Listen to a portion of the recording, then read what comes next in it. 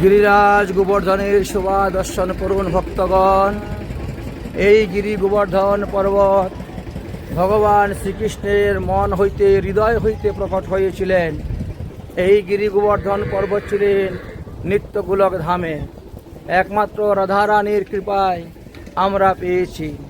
রাধারানীর সন্তুষ্টির জন্য শ্রী গোবিন্দ এই গিরি গোবর্ধন পর্বতকে নিত্যগোলক ধাম হইতে গোলক ধামে পাঠিয়েছিলেন। লেখা আছে গর্গ সংহিতা মাধুর্য খণ্ডেতে গিরিরাজ খণ্ডে গিরিরাজ মহিমার কথা আলোচনা করা আছে। যত্র গোবর্ধন নাস্তি তত্র নো মনঃসুখম। বলছিলেন যেখানে কালিন্দী যমুনা নেই, যেখানে গিরিরাজ গোবর্ধন নেই, যেখানে বৃন্দাবন ধাম নেই, সেই ভারতবর্ষে আমি গিয়ে জন্মগ্রহণ করে কি সুখ লাভ করব গোবিন্দ? অতএব যদিও শ্রীরামের অভিশাপে আমাকে ভারতবর্ষে গিয়ে মানবী হয়ে জন্মগ্রহণ করতে হয়, তাহলে এই তিনটি জিনিস আগে উত্তর ভারতবর্ষে প্রেরণ করুন। কী কী তিনটি জিনিস? বৃন্দাবন ধাম, কালিন্দী যমুনা নদী আর গিরিরাজ গোবর্ধন পর্বত। তাই সেখানে শ্লোক দেওয়া আছে, যত্র বৃন্দাবন নাস্তি যত্র ন যমুনা নদী যত্র গোবর্ধন নাস্তি তত্র মেন মনঃসুখম। তাই ভগবান রাধারানীর প্রীতির জন্য, রাধারানীর সুখের জন্য তিনি নিত্যগোলক ধাম হইতে ভোলক ধামে পাঠিয়েছিলেন এই তিন বস্তুকে। যাই হোক, আমরা সেই তিন বস্তু এখানে লাভ করতে পেরেছি, বৃন্দাবন ধাম, যমুনা নদী এবং গিরিরাজ গোবর্ধন পর্বত। এই গিরিরাজ গোবর্ধন পর্বত অবতীর্ণ হয়েছিলেন, জন্মগ্রহণ করেছিলেন দ্রোণ পর্বতের পুত্র রূপে তিনি অবস্থান করেছিলেন। তাও তিনি শালমলী দ্বীপেতে জন্মগ্রহণ করেছিলেন। আমরা জম্বুদ্বীপে বাস করতেছি, আর গিরিরাজ গোবর্ধন পর্বতের উৎপত্তি শালমলী দ্বীপেতে দ্রোণ পর্বতে পুত্ররূপে তিনি অবতার নিয়েছিলেন, অবতীর্ণ হয়েছিলেন সেই কানে।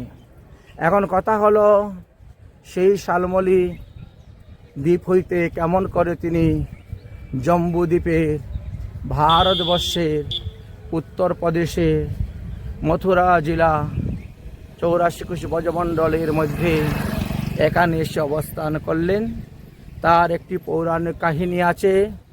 আমরা ধীরে ধীরে রাস্তা অতিক্রম করতে থাকব, আর সেই কাহিনী কথা আপনাদেরকে বর্ণন করে শ্রবণ করাবো, আমরাও আস্বাদন করব।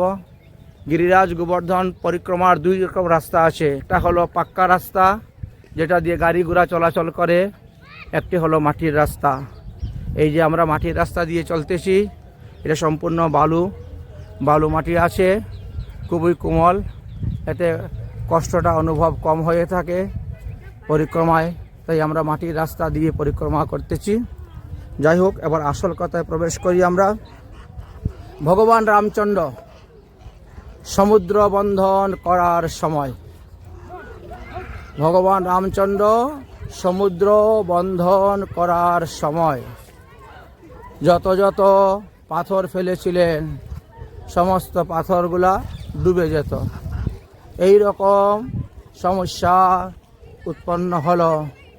তখন হনুমান চিন্তা করলেন, তাহলে আমি গিয়ে বড় বড় পর্বত নিয়ে আসি, আর পর্বত এনে পর্বত দিব।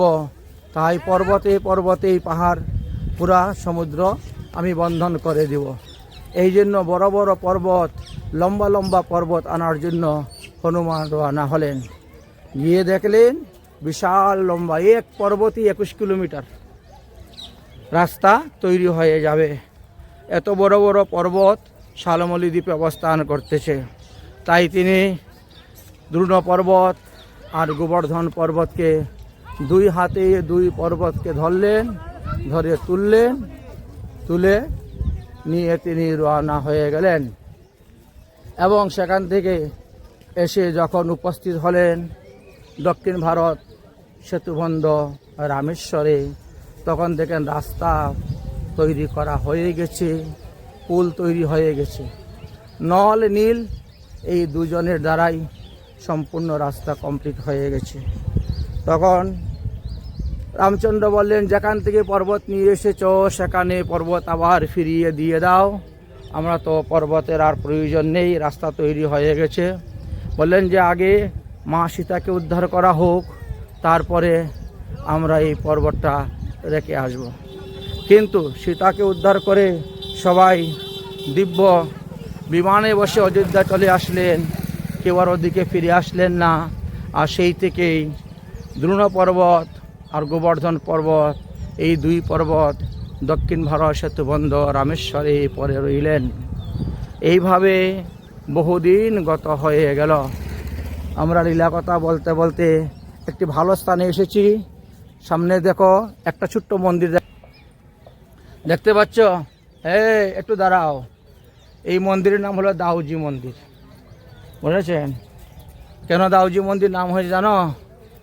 বলরাম কলিযুগে কে হয়েছেন? নিত্যানন্দ।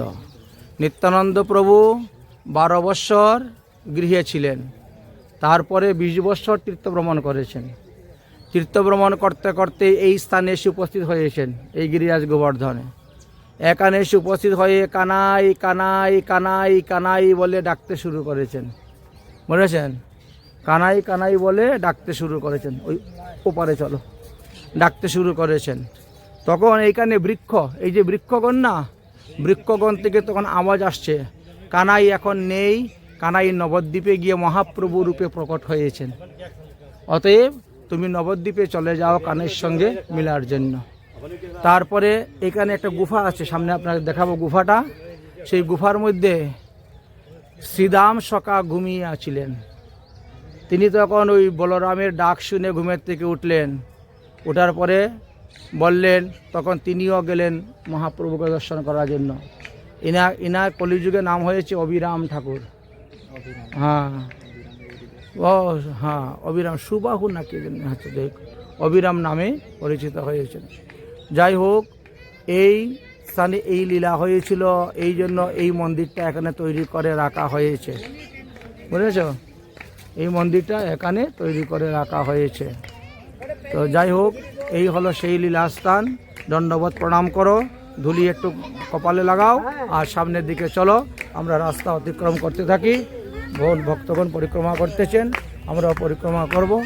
চলো, এবার আমরা পুনরায় সেই কথায় ফিরে যাই, আমাদের যে আসল কথা সেটাই ফিরে যাই। এবার কি হয়েছে, কিছুদিন পরে পুলস্ত ঋষি, পুলস্ত হ্যাঁ, কিছুদিন পরে পুলস্ত ঋষি তীর্থভ্রমণ করতে বেরিয়েছেন। তিনি সমস্ত ভারতবর্ষ পায়ে হেঁটে পরিক্রমা করবেন, আর এই জন্য তীর্থভ্রমণ করতে বেরিয়েছেন। তীর্থভ্রমণ করতে করতে যখন দক্ষিণ ভারতে গিয়ে উপস্থিত হয়েছেন, তখন তিনি এই গিরিরাজ গোবর্ধন পর্বত দেখে খুব আনন্দ পেয়েছেন। তিনি মনে মনে ভাবলেন, এই গিরিরাজ গোবর্ধন পর্বতকে আমি কৈলাসে নিয়ে যাব, এই কাশীধামে নিয়ে যাব, আর কাশীধামে নিয়ে কাশী বিশ্বনাথ মহাদেবের মন্দিরের পাশে এই পর্বতকে স্থাপন করব। যমুনার তীরে, গঙ্গা নদীর তীরে আমি সেখানে স্থাপন করব। তাহলে আমার ভোলে বাবা প্রসন্ন হবেন, ভোলে বাবা মনে করবেন আমি সেই কৈলাস পর্বতেই বাস করতেছি। এইভাবে চিন্তাধারা করে তিনি তখন গিরিরাজ গোবর্ধনকে বললেন, হে গোবর্ধন, তুমি চলো আমার সঙ্গে, আমি তোমাকে নিয়ে যাব কাশীতে। গোবর্ধন বললেন, আমি আমার বাবার একমাত্র পুত্র, আমি চলে গেলে আমার বৃদ্ধ মা বাবার সেবা কে করবে? অতএব আমি বাবার সেবা করব, যেতে পারব না। তো বাবা যদি অনুমতি দেন, বাবা যদি দান করে দেন আপনার হাতে, তাহলে আমি যেতে পারি, না হলে যেতে পারবো না। তখন মুনি কি করলেন? পুলস্ত মুনি তখন দ্রোণ পর্বতের কাছে গেলেন। আর দ্রোণ পর্বতের কাছে গিয়ে বলে, হে দ্রোণ পর্বত, আমি তোমার কাছে একটি বস্তু চাইব, তোমাকে তাহা দান করিতে হইবে। তিনি বলে, সত্যি সত্যি, তিনি সত্যি করে বলছি, আপনি যাহা চাইবেন তাহাই আমি দান করিব। তখন বলছেন, তোমার পুত্র গোবর্ধনকে আমার হস্তে দান করে দাও। প্রতিজ্ঞাবদ্ধ হেতু তিনি তখন গোবর্ধন পর্বতকে পুলস্ত্য মুনির হাতে দান করে দিলেন। পুলস্ত্য মুনি তিনাকে পেলেন, পেয়ে খুব আনন্দ হয়েছেন এবং বলছেন, চলো গোবর্ধন, তোমার পিতা স্বেচ্ছায় আমার কাছে দান করেছেন, অতএব চলো, তোমাকে নিয়ে আমি এখন কাশীতে যাব। গিরি গোবর্ধন পর্বত বললেন, আমি আপনার সঙ্গে যেতে পারি, তবে আমার দুইটা শর্ত আছে। কি শর্ত? প্রথম শর্ত হলো যেভাবে হনুমান আমাকে হাতে করে নিয়ে এসেছে সেইভাবে আপনাকে আমাকে হাতে করে নিয়ে যেতে হবে, কারণ আমি তো এখনো উঠতে পারি না। পৃথু মহারাজ সমস্ত পর্বতের পাখা কেটে দিয়েছেন, যার কারণে পর্বতগুলা এখন আগের মতো উড়ে যেতে পারে না, হাতে করে নিয়ে যেতে হবে। আপনি সমস্ত ভারতবর্ষ পরিক্রমা করতে বেরিয়েছেন, অর্থাৎ পরিক্রমার যে রাস্তা, সেই রাস্তা অনুসারেই আপনি পরিক্রমা করে আমাকে নিয়ে যেতে হবে, শর্টকাট কোনো রাস্তা দিয়ে গেলে হবে না, এতে আমিও সমস্ত তীর্থ দর্শন করতে পারবো। আর একটি শর্ত হলো আপনি আমার ওজন পরিশ্রম অনুভব করে যদি কোথাও আপনি রেখে দেন আমাকে মাটিতে, তাহলে আমি ওই স্থানে থেকে যাব, ওই স্থান থেকে উঠে আর অন্য কোথাও যাব না। হরে কৃষ্ণ, রাধে রাধে, বল হরি বল, হরে হরে। এইভাবে প্রতিজ্ঞাবদ্ধ হয়ে গেলেন। পুলস্ত্য মুনি বললেন, ঠিক আছে, আমি সেইভাবেই তোমাকে নিয়ে যাব, অতএব উঠো আমার হাতে। এই বলে গিরিরাজ গোবর্ধনকে তিনি হনুমানের মতন হাতে তুলে নিয়ে রওনা হয়ে গেলেন।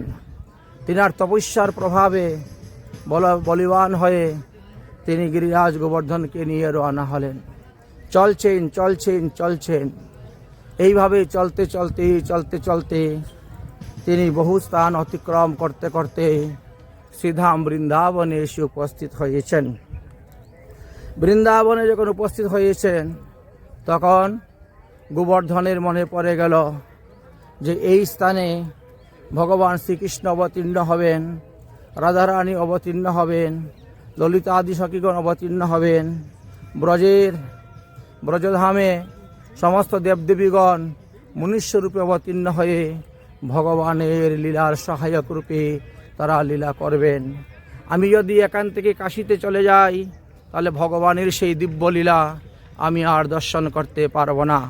তাই ভগবানের দিব্যলীলা দর্শন করার জন্য, এই 84 কোটি ব্রজমণ্ডলে বাস করার জন্য গোবর্ধন পর্বতের মনে আকাঙ্ক্ষা জন্মিল এবং তখন তিনি ভগবান শ্রীকৃষ্ণের চরণে শরণাপন্ন হইলেন।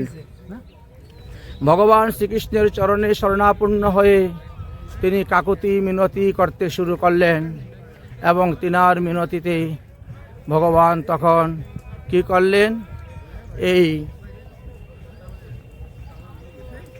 যে পুলস্ত্য মুনি, সেই পুলস্ত্য মুনির খুব প্রস্রাবের বেগ দিয়ে দিলেন। এমনভাবে পুলস্ত্য মুনির প্রস্রাবের বেগ আসলো যে তিনি আর চলতে পারছেন না, যার কারণে তিনি তখন এই যে স্থানে আমরা পরিক্রমা করতেছি, এই স্থানে গিরি গোবর্ধনকে রেখে দিলেন। গিরি গোবর্ধনকে রেখে দিয়ে লঘু সংখ্যা করলেন, হস্তমুখ প্রক্ষালন করলেন, আচমন করলেন। আচমন অন্তে বলেন, চলো গিরি গোবর্ধন, আমি তোমাকে নিয়ে যাব।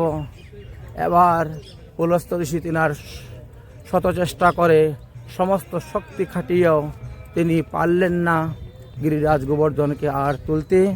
গিরিরাজ বললেন, আমি তো আগেই বলেছিলাম, আপনি যদি আমাকে কোথায় রেখে দেন তাহলে আমি সেই স্থানে থেকে যাব, অন্যত্র যাব না। অতএব আমি এখন থেকে এই স্থানেই থাকব, এখান থেকে অন্যত্র কোথাও আমি আর গমন করিব না।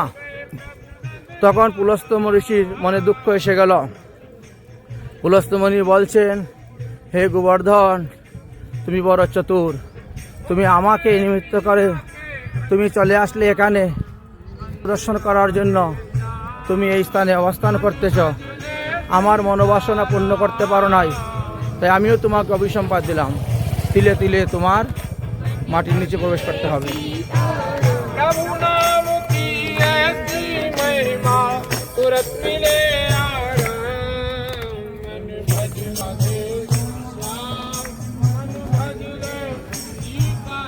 তাই পুলস্তমণি অভিসম্পাদ দিলেন কি, তিলে তিলে তুমি প্রতিদিন 1 তিল পরিমাণে মাটির নিচেতে প্রবেশ করবে। সেই থেকে 1 তিল করে প্রতিদিন তিনি মাটির নিচে প্রবেশ করে যাচ্ছেন। ধীরে ধীরে ধীরে ধীরে গিরিরাজের উচ্চতা কমে যাচ্ছে। আমরা বর্তমানে গিরিরাজ গোবর্ধন পর্বত দেখতে পাচ্ছি। এতে কতটুক হবে? 25-30 ফুট হবে উঁচা। হ্যাঁ, 25-30 ফুট উঁচা গিরিরাজ গোবর্ধন আপনারা দেখতে পাচ্ছেন। কিন্তু এই গিরিরাজ গোবর্ধন যখন শ্রীধাম বৃন্দাবনে এসেছিলেন, তখন বলা হয়েছিল গিরিরাজের উচ্চতা এত ছিল যে বিকাল 4টা হলেই মথুরা অন্ধকার হয়ে যেত, মানে সূর্যের আলো ওইদিকে যে পড়তো না। এই যে সূর্য চলে গেছেন না, সূর্য ওই পারে চলে গেছেন, তাহলে সূর্যের আলোটা আটকে দিত গিরিরাজ, যে বিকাল 4টা হলেই মথুরা অন্ধকার হয়ে যেত, সূর্যের আলো আর পৌঁছতে পারত না। তাহলে কতটা উচ্চতা ছিল গিরিরাজ গোবর্ধন পর্বত, চিন্তা করতে পারছেন। কিন্তু দেখতে দেখতে গিরিরাজ যখন 1 তিল পরিমাণে নিচের দিকে চলে যাচ্ছেন। তো প্রতিদিন 1 তিল করে গেলে 1 বৎসরে 365 তিল। তো 365টা তিল যতটুকু হয় ততটুকু নেমে যাচ্ছেন 1 বৎসরে। তো সেইভাবে প্রতি বৎসরেই তিনি ঘেটে যাচ্ছেন, নিচে চলে যাচ্ছেন। যার কারণে আমরা বর্তমানে এইটুকু দেখতে পাচ্ছি। কিন্তু আরও 100 বৎসর পরে বা 500 বৎসর পরে যাদের জন্ম হবে, তারা হয়তো আরও কম দেখবে, ধীরে ধীরে লুপ্ত হয়ে যাবে। অনেকটা জায়গা তো কমে গেছেন, যেগুলো জায়গাতে এখন অনেকে বাড়িঘর তৈরি করে নিয়েছে, যেমন রাধাকুণ্ডের দিকে, কুসুম সরোবরের দিকে, ওইদিকে কমে গেছে। এইদিকেও আমরা গোবর্ধনের গিরিরাজ পর্বতের উচ্চস্থানে এসে উপস্থিত হয়ে গেছি, মোটামুটি দেখাচ্ছি।